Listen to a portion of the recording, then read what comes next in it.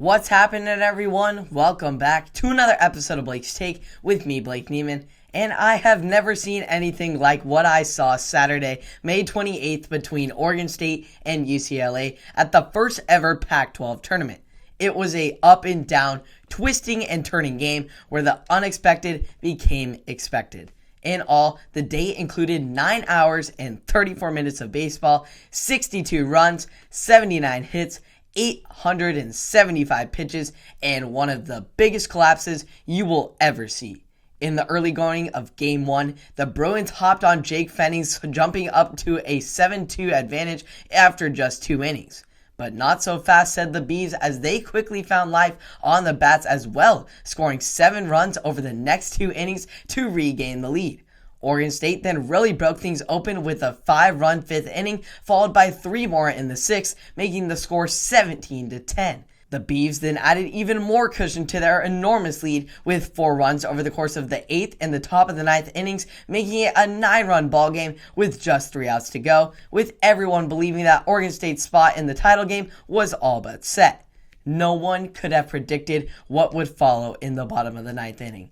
In a jaw-dropping fashion, DJ Carpenter, Victor Quinn, and closer Ryan Brown surrendered 9 runs in the 9th inning, blowing as secure of a lead as you can ever have in baseball, allowing UCLA to miraculously tie the game 21-21 to send the game into extra innings. The Beavs regained a more minuscule lead in the top of the 10th, bringing just 1 run across.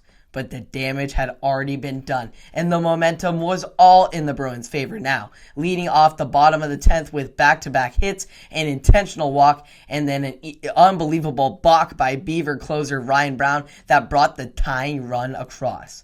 1 pitch later, he gave up a 3-run homer to Tommy Perez, his first homer of the season, and then the rest was history as the Bruins pulled off one of the most improbable comebacks in baseball history with a 25-22 victory. 25-22. What a score. Yeah, we are playing baseball here, not football. It's unbelievable. In all, the teams combined for 47 runs, 53 hits, 20 walks, and 79 base runners. Oregon State finished with a school record 28 hits and a season-high 22 runs, while Justin Boyd finished with a school record 6 hits and 4 runs. All of this, and they still managed to lose the game. So after playing a game that nearly lasted 6 hours, the Bees now were forced to play a second game against UCLA just 45 minutes later, all still in triple-digit Arizona heat. In the almost exact opposite of Game 1, it was the Beavs who struck first this time, jumping out to a 5-0 advantage in the first inning. UCLA came back with 2 in the third, and then after some dead innings, found their rally bats again, bringing 4 across in the 7th to take the 1-run lead. But this time, it would be the Beavers who would work some 9th inning magic, as Kyle Dernetti opened the bottom half of the inning with an infield single, and they got moved over to third on a Travis Bazzana double to put 2 runners in scoring position. Garrett Forrester, with 1 out, then proceeded to hit what appeared to be a routine infield pop-up, but a miscommunication among UCLA infielders resulted in the ball hitting the dirt, allowing Dernetti to score the tying run from third, bringing the Pac-12 Player of the Year, Jacob Melton, to the plate. On a 2-2 pitch, Melton ripped a slider down the left field line for a walk-off, this time in Oregon State's favor to send them to the championship game against Stanford and finally put an end to the marathon 10-hour day of baseball. What an unreal day, full of ups and downs, twists and turns, and all the craziness in between. I know one thing's for sure. We will never, ever forget what happened on May 28th, 2022.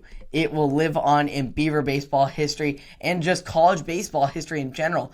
25-22, you don't see that score every day, probably once in a century. It was just unreal what we saw. I've never seen anything like it in my lifetime. Blowing a 9-run lead in the 9th inning.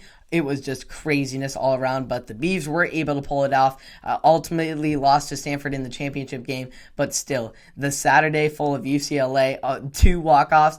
It was crazy to watch, and you can keep up on all the craziness this postseason. We'll see how the Beavers do. They'll be up and down. There'll be lots of twists and turns, but hopefully they can get their shot at a 4th national championship in school history. So we'll see if they can pull it off. You can keep up on all that's going on here on Apple Podcasts, Spotify, and or YouTube. Subscribe and like for more, and I will see you all in the next one. Have a great day.